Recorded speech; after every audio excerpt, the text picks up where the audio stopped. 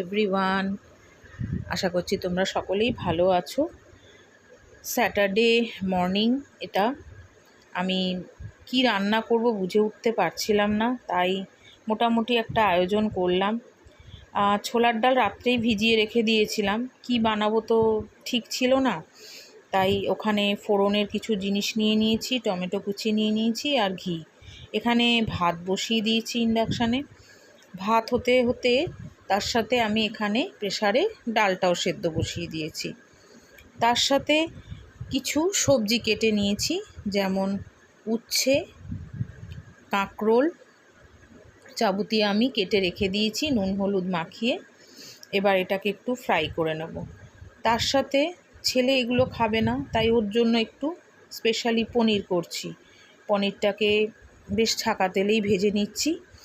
আর পনির ভাজতে ভাজতে আমি এখানে চালমগজ, কাজু বাদাম, কিশমিশ, কাঁচা লঙ্কা, টমেটো একসাথে করে মিক্সিতে বেটে নিয়েছি। তাই বুঝতেই পারছো পনিরের একটা ভাপা কিছু করব।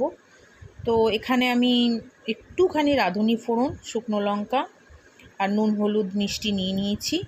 দিয়ে এটাকে ভালো করে নাড়চাড় করে একটু জল দিয়ে নিলাম, কারণ কাজুর পেস্টটা এখানে ডাইরেক্ট দিলে পুড়ে যাবে। তাই এখানে তারপরে কাজুর পেস্টটা অ্যাড করে দিয়েছি। এবার একটু ভালো করে এটাকে মিক্সড করব, নাড়াচাড়া করব। ফুটলে এর মধ্যে পনিরগুলো অ্যাড করে দেবো। তার পাশাপাশি আরেকটা কড়াইতে আমি কাঁকরোল ভেজে নিয়েছি, তার সাথে উচ্ছেও ভেজে নিয়েছি।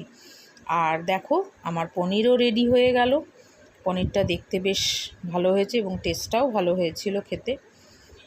আর তার সাথে করে নিয়েছি ছোলার ডাল। এই ছোলার ডালে খানিকটা আমি ঝিঙে দিয়ে দিয়েছিলাম। মুগ ডাল করবো ভেবেছিলাম, কিন্তু যেহেতু ছোলার ডাল হলো তাতেই ঝিঙে দিয়ে দিলাম। এখানে ভাতও হয়ে এসছে, ভাত নামিয়ে দেব। তো শনিবারের রান্নাবান্না আমার কমপ্লিট। আজকের জন্য এইটুকুনি, টাটা।